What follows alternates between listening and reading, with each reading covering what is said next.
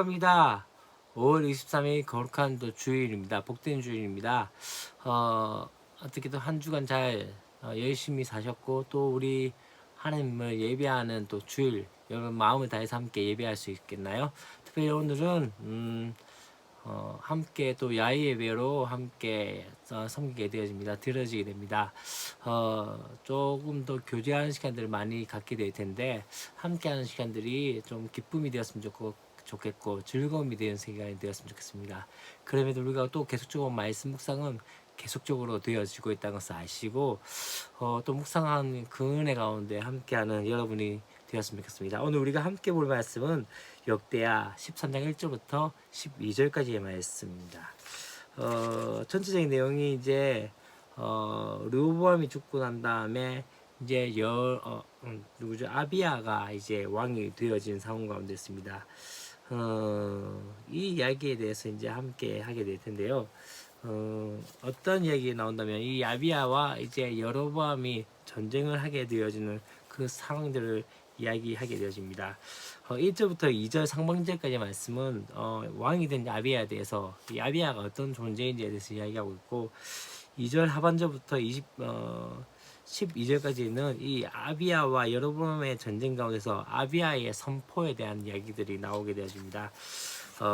우리가 좀 함께 보고자 하는 것은 첫 번째, 이 유다왕 아비야는 여로보암에 대해서 객관적으로는 전력상으로 크게 불렸습니다. 40만 대 80만 거의 배의 차이였기 때문에 그런 상황 가운데 있었죠. 그럼에도 불구하고 전혀 주눅이 들지 않았던 것을 보게 되집니다. 그는 정쟁의 승패가 군사 전력에만 달려있는 것이 아니라 하나님께서 누구 편에 서 있는지에 달려있다고 생각했기 때문입니다.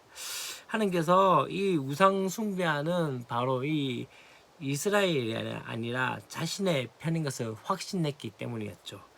이제 그가 백성들에게 지금 어떻게 이야기하면 알려야 할 것이 무엇입니까? 가장 탁월한 전략인 하나님을 의지하는 것이고 또 하나님의 승리를 확신하는 것이죠. 그렇기 때문에 어떤가 하나님의 인정하신 나라는 그 전통성 가운데 정신 전력을 다시 한번 형성하는 것이 바로 핵심 요인이었던 것이죠. 이제 이 아비야는 누가 더 많은 군대를 거느리는지에 대해서 비교하지 않는 것을 보게 됩니다. 그보다 더 중요한 것은 무엇입니까? 누가 더 하나님께서 기뻐하시는 제사를 드렸는지를 비교한 것이죠. 이미 북이스라엘은 지금 우상을 섬기고 있는 상황이었고 뇌물로 제사장을 세웠던 상황이었습니다. 하지만 이 유다는 하나님을 배신하지 않고 율법대로 그렇게 아론의 후손들로 제사장을 세워서 날마다 정해진 대로 그렇게 예배했던 것이죠. 그렇기 때문에 하나님께서 유다의 머리가 되셔서 친히 싸우실 것이라는 것을 자신했던 것이죠. 하나님께서 내 편인 것을 궁금하십니까? 내 편인지 아닌지. 그렇다면 내 삶 가운데 내가 하나님의 편이 되어서 그분께 합당한 예배의 삶을 살고 있는지에 대해서 다시 한번 생각해 보아야 하지 않을까요? 어쩌면 이것이 참 중요한 모습인 것 같습니다. 하나님께서 내 편이시고 또한 하나님께서 우리와 함께 하신 또한 우리가 그분을 예배한 것들에 대해서 어떻게 생각하는지 그렇기 때문에 이것이 우리 가운데 중요한 것이죠. 때때로 우리 감정으로 하나님이 살아계실까? 하나님 우리와 함께 하실까? 라는 생각이 있습니다.